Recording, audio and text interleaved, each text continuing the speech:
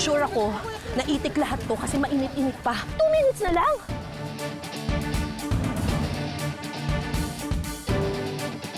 Ayan. Ayan, marami na tayo itlog. Tama na, mamaya na yan magbilang. Paano to? Ang dami kong itlog. Ang most requested collab sa Pinasarap? Lalo pang tumitindi at dapat tutukan. Dahil sa part 2 ng Kusina Battle Itikan Edition, mas OA sa palakasan. Grabe, papayat ata ako kagad nito ah. Ah! Layo ng point B ha? Mas OA sa pagalingan. Grabe na talaga tong buhay dito sa Manila. Ang hirap. My God! Lumapit kayo. At mas pina-OA sa pasarapan. Kanya-kanyang style ng adobo. Ako ang ginagawa ko muna ay sinasangkutsa ko lang muna siya para magmantika. Ano na lang to, kung ano-ano na lang yung nagagawa. Sa duo na Shuka, Shuvi at Kara, sino kaya ang magiging big winner? I mean, sino ang tatanghaling Pinasarap Kusina Battle Itikan Edition Queen? Last week, talaga namang TDH ang mga hamon na hinarap namin ni Shuvi. T as in tapang sa panghuhuli ng itik, Ayoko talaga mag-awak. Ah, Magpahuli na kayo. mo. Magpahuli ka na! Sorry. Ayoko talaga to. Halika na. Huwag ka tumakas! Lima kayo na! Wow! D as in dikdikang labanan sa pagluluto, Sobrang sarap! Kuya, sobrang sarap! Change ko lang po. Change ko lang. Joke lang! Pakiluto yung sa akin, Miss Cara. Niloloko lang kita! Para naman pressure ka! Guys, sino judge ba? Bigyan ko na lang kayo 500K. at H as in hirap sa pangangaladkad at pangunguha ng mga suso. Wow, ang dami naming nakuha! May isda kami! May isda! May isda kami! Ano kuya? Oo, bigat.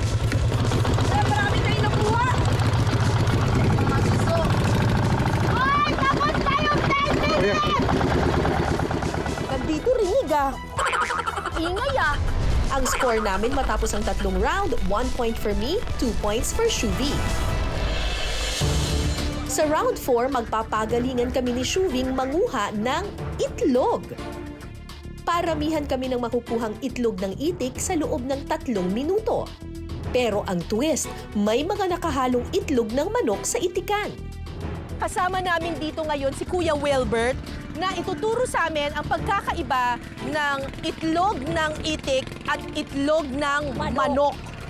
Ang itlog po ng manok, puti po saka manipis. Oh, yan, Ang magdumi itlog- ng manok to, manok. Ito po ang itlog ng itik, kulay brown siya na makapal. Mas maputi yun sa manok. Eh pero baka mamaya, Mas maputi dinumihan nila. Mas maputi ang itlog ng manok. Araw-araw mahigit 300 itlog ng itik ang nakokolekta rito. Tuwing umaga raw kinukuha ang mga itlog para maiwasan itong matapakan ng mga itik at mabasag. Ang mga itlog na ito dinadala nila sa mga suki nila sa pateros at iba pang kalapit na lugar para gawing balot o kaya na may itlog na maalat. Grabe ito! Oh, ang laki ng itlog niya! Hindi niya! Nangitig! Ang laki, diba, kuya? Ano ba to? Itlog ng... Itlog ba yan? Parang ostrich yan eh. Itlog din to. Diba ang laki? Tama na ang tsikahan. Simulan na ang egg hunt. Ay! Oh my gosh! Oh my gosh! Oh my gosh! Oh my gosh! Oh my gosh! Ay! Ay, minute na ba? Ang dami ko ng itlog! Mamaya Mamaya na lang ako mamimili kung itlog siya ng manok or basta kukunin ko na lang lahat. Wala na, Miss Cara! Talo ka na, Miss Cara! Talo ka na! Naka 100 na ako! Ano pumasok? Ito, mainit na! Alam ko, sure akong itik lahat to kasi nangingitlog pa lang sila. Asan yung itlog? Mainit pa, galing pa sa puwet ng ano. 2 minutes na lang.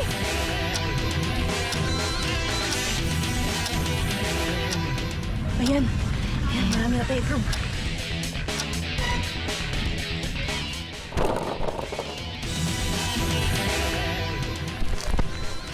Wala na!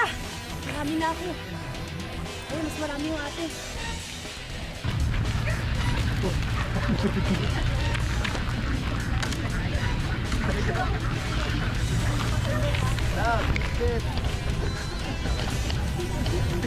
Hoy, bawal bitbitin!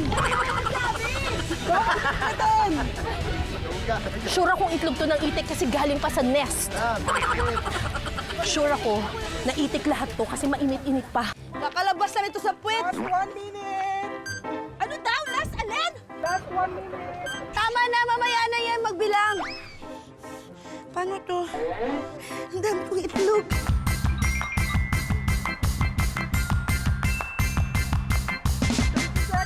Wait lang! Ay! Saan ka nabiyak, Pisti? Ayan.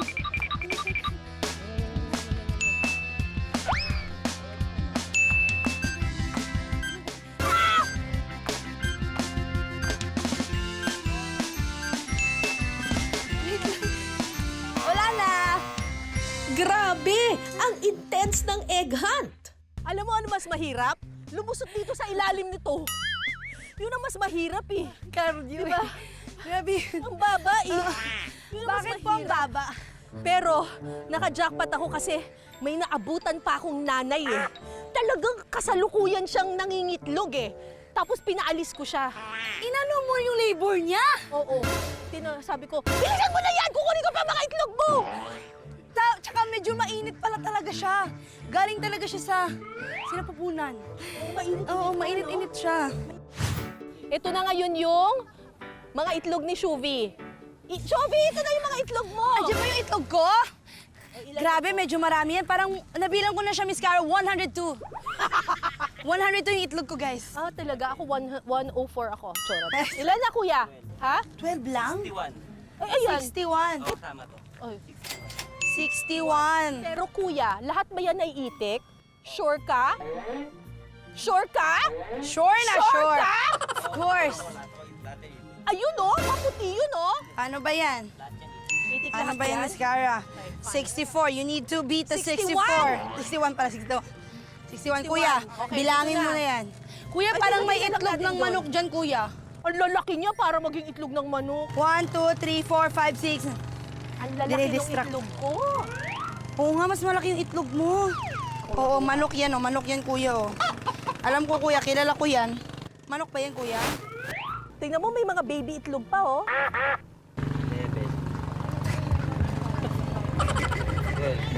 Kuya, Lamang lang si Ma'am Cara ng isa. Bakit ikaw yung nanalo? Wait lang, kuya.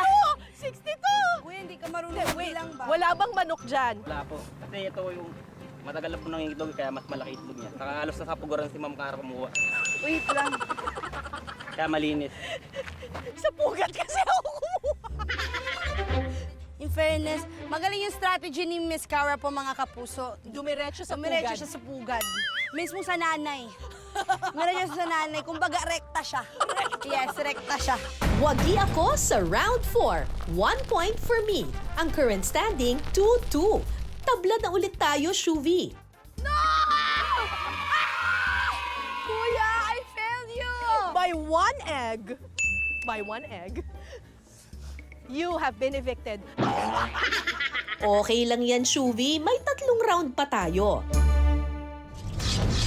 O trivia time muna mga kapuso. Alam niyo bang ang Napindan Channel ang nag-uugnay sa Laguna de Bay at Ilog Pasig? Bukod sa masaganang industriya ng itikan dito, marami ring tumutubong mga kangkong sa ilog. Ito ang nagbibigay ng kabuhayan sa mga taga-Dapindan. Para sa round 5 ng Kusina Battle, mangunguha kami ng kangkong ni Shuvi. Sa loob ng 5 minuto, ang may pinakamarami at pinakamaayos na maitataling kangkong, siya ang panalo. Ang dahon nasa ilalim, Ang tangkay nasa ibabaw. so dapat ganito kahaba. Opo. Kasi kama mo, Ganito kahaba. Tapos, ito po. Ang kangkong, ganito po kasi siya, isang side lang ang dahon. Ayun. So dapat lahat ng kukunin natin, nakaganon lahat. Nakaganon. Nakaline daw. Basta yung Basta dahon yung nasa... dito, walang dahon. Dito lahat ng dahon. Yes. Tapos 10 pirasong ganito. Isang tongkel. Ay, tangkay. 5 tali. 5 tali. O, sige, okay, te. Kusina Battle Round 5, simulan na!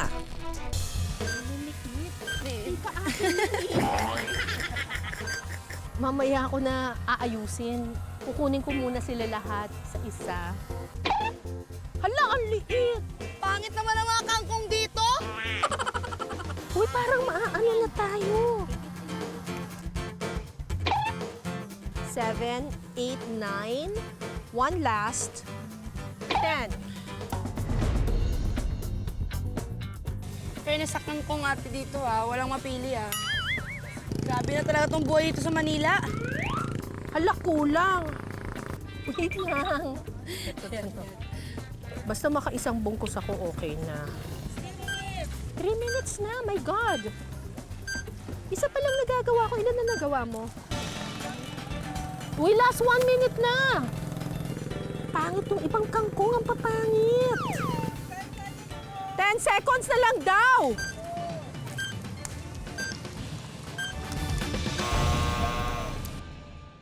Oras na para husgahan ng tunay na magkakangkong ang mga nakuha namin ni Shuvi. Sino kaya ang makalalamang? dalawa ang nagawa ni Ma'am Cara. O ano bang maganda? Isa, okay. Itong isa, Hindi okay. kasi kailangan siya ganito, yung ang dahon niya ay nasa loob. Ito, wala sa loob. Wala. Kumusta naman kaya ang kangkong ni Shuvi?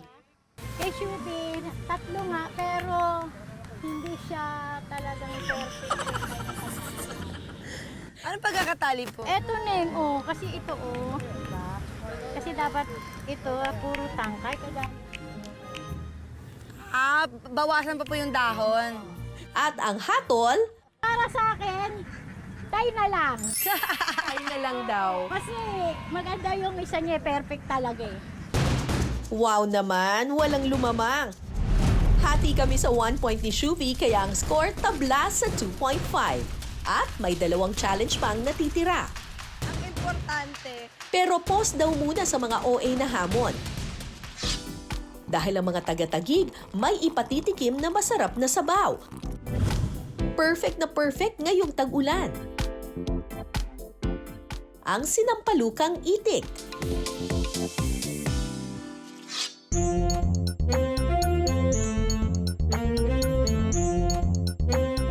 una po, maglalagay tayo ng mantika. Sa isang kaldero, igisa ang luya, bawang at sibuyas. Tapos, pag okay na, ilalagay natin itong itik na pinakuluan po natin sa luya para mawala yung lansa. At saka ito timplahan ng patis, asin at paminta. Konting paminta. Sunod na ilalagay ang katas ng sampalok at siling haba. Takpan at pakuluin ito sa loob ng 5 minuto. After 5 minutes, kumukulo na, ilagay na natin yung kangkong. Tapos, lagay tayo ng tubig pa para maraming sabaw. And takpan ulit natin siya for another 10 minutes. Makalipas ang 10 minuto, pwede nang humigop ng mainit na sabaw ng sinampalukang itik. Okay, tikman muna natin ang sabaw.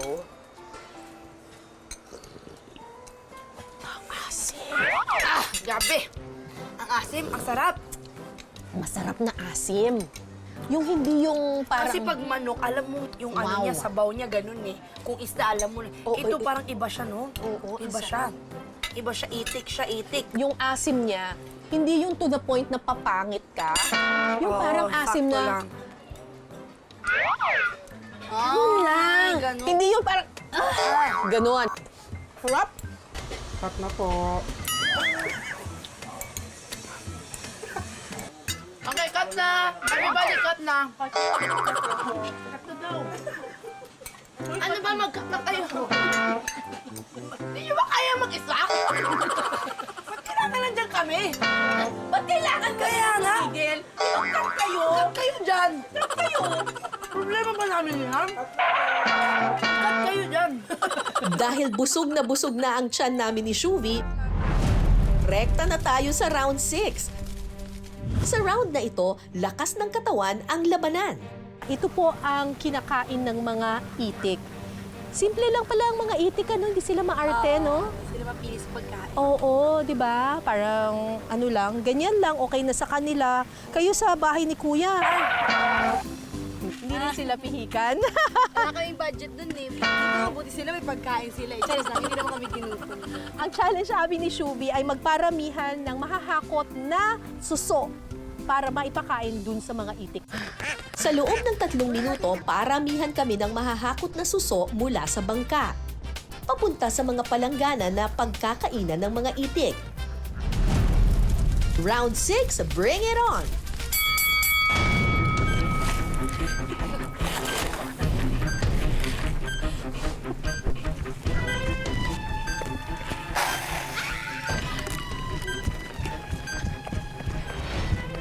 Ganun pala.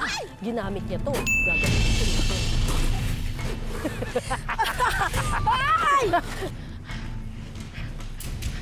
Competitive ako, Miss Sarah. Balak na sa po. Ano ba yun? Dala-dala ba naman yung tabo? Bawal ba yun? Kaya ko strategy yun.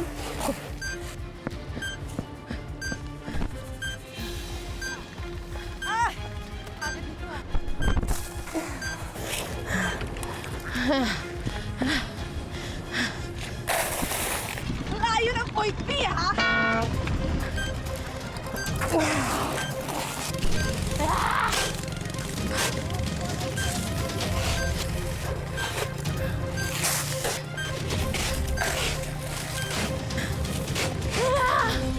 Stop the time!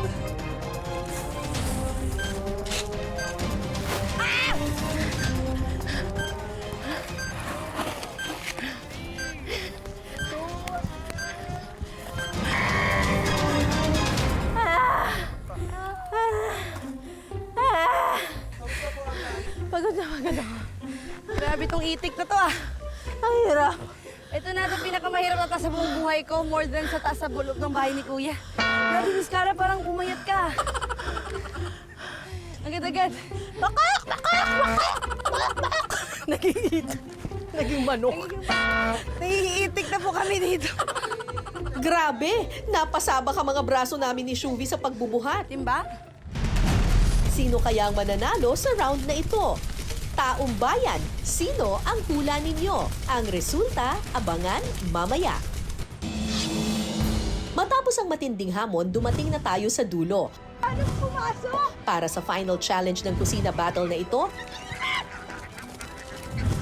magpapagalingan kami ni Shuvi sa pagmekos-mekos. Magluluto kami ngayon ni Shuvi ng itik. Ay, itik. Kanina lang hinuhuli Hinula rin sila. Ito po yung mga itik na pinakuluan na po sa soda. Ay! Okay, carbonated drink. Smell carbonated, basta yun. Ang soda kasi, meron siyang tenderizing power. Tenderizing! Science yun, fact! Pasarapan ng sariling version ng adobong itik. Dito na talaga magkakaalaman.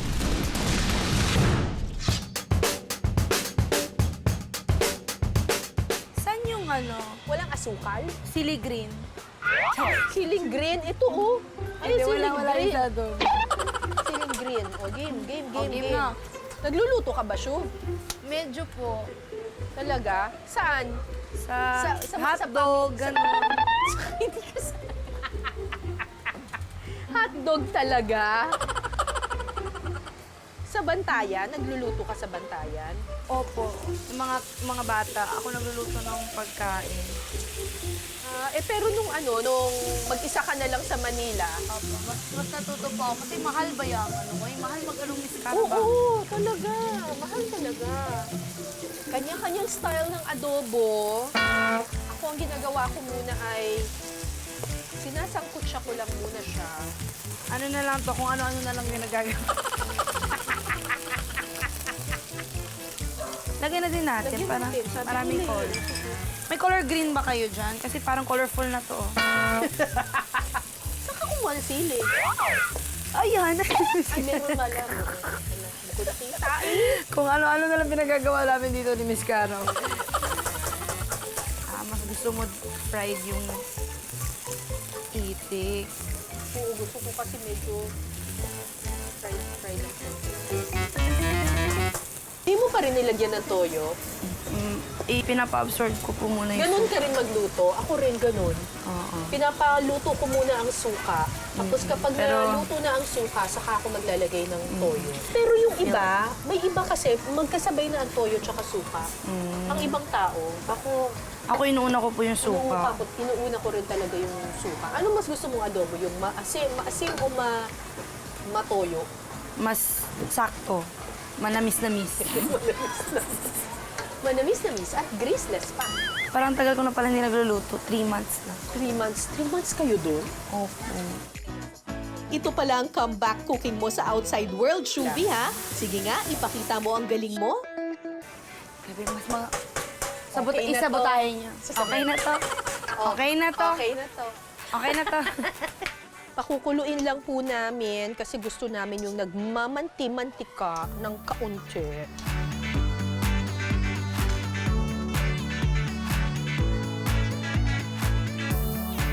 Ano, masarap na? Okay na to. Ang ahang. Ang anghang nga, naramihan natin ng ano eh. Natagalan. Alat.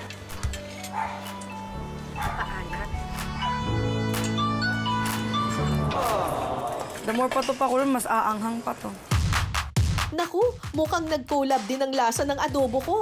Mom, parang masarap nung sayo. Ang anghang. Maabot dito yung anghang.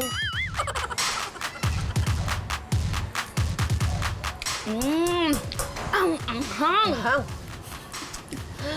Okay na to. Okay na to? Okay na to? Ready na para hatulan ang aming adobong itik. Siyempre, ang huhusga pa rin via blind tasting ang mga pambato ng tagig sa pagluluto ng itik. Take it away. Let the judging begin. Sige na po. Sana po ay maging mas mapanuri po kayo. Mas mapagmatsyag. Mas mapanglasa. Masarapan kaya sila sa lasa? Napainom si Ma'am. Napainom si Madam, parang... Naanghangan. Parang kung hindi siya nasarapan. Nasukarat. Sobraan ata sa ano. Tamis asim, sakto yung alat. Masarap. Ay, masarap pala. Masarap pero napainom. Sarap lahat. So medyo may alat ng konti, ano? Okay naman yung asim niya, medyo may alat. Para sa akin, medyo may alat. Napaalat. Napaalat, Oo, napaalat. Hindi, asim din siya, kaya lang medyo maalat. Pero okay din. Kaya lang alat siya. Maalat. Maalat. Oo. Napasobra. Napasobra sa asin. alat. Oo. Ano naman kaya ang sumobra sa isa? Uy! Paubo. Huwag po kayong makalimutan uminom ng tubig po. Ganda pala feeling pag ginadjust yung luto mo. Yun na nga eh. Kayo na nga nilutuan. Pinawisan daw siya. Maanghang. Maanghang. Kayo naman po, sir. Ganun din, ano? Okay yung lasa niya, pero yun nga lang, talagang sumobra naman yung asam. Pero- Pero yung alat niya, yung Sakto. yung asim niya, okay lang. Yung talagang spicy lang talaga siya. Ah. Hindi pwede sa bata. Ano, okay lang, maanghang siya eh. Mm-mm. Okay na sa akin.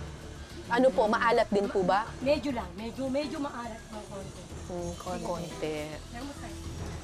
Kaninong adobo kaya ang mas pasok sa banga? So, alin pong mas gusto? pang, ikaw ate Kay. Para sa mga itik, wala kaming aatrasan ni Shuvi. Grabe tong itik na to ah. Ay, hirap. Ito na ito pinakamahirap na to sa buong buhay ko. More than sa taas sa pulot ng bahay ni Kuya.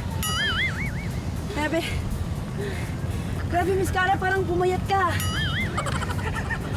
Agad-agad. Nagiging ba? Nangihiitik na po kami dito. Pero ang winner sa puso ng mga itik at mas maraming nahakot na mga suso, si Shuvi. Dahil dyan, may bago kang fan club, ang mga itik. Kaninong adobong itik naman kaya ang mas pinusuan ng ating mga hurado? Kaninong adobong itik kaya ang nanaig? Ang resulta ng huling challenge, So, alin pong mas gusto? pang, ikaw ate Kay. Second. Second. Ikaw, sir. Sa edad ko, okay sa akin yung pangalawa dahil yung sa Kayo naman po. Yung number 2, kasi masarap yun. Maangkap. 1 point ulit para kay Shuvi. Matapos ang 7 round ng Kusina Battle Itikan Edition, narito ang score. Ang tunay na big winner.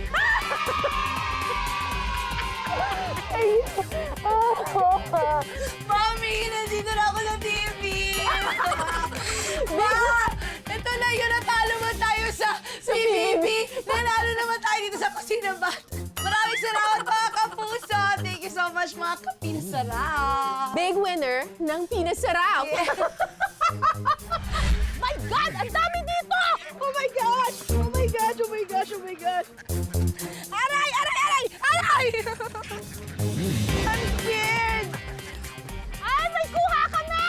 Ang dami namin nakuha. May isda kami! May isda! May isda kami! Hanggang sa susunod nating kwentuhan at salo-salo, ako po si Cara David. Ito ang Pinas Sarap.